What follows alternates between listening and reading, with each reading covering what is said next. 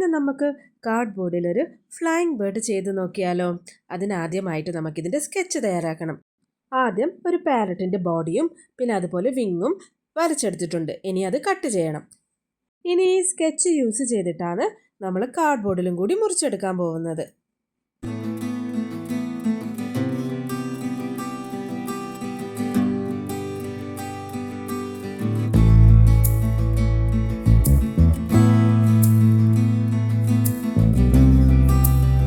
കാർഡ്ബോർഡിൽ മുറിച്ചെടുത്ത പീസസിനെ ഒരു തിക്കായിട്ടുള്ള വൈറ്റ് പേപ്പറിലും കൂടി ഒന്ന് കവർ ചെയ്തെടുക്കാം.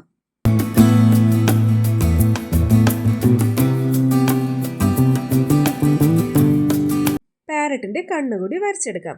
ഇനി ഇതിന് കളർ കൊടുക്കണം. ഞാനിവിടെ ഓയിൽ പേസ്റ്റൽ കളറാണ് യൂസ് ചെയ്യുന്നത്.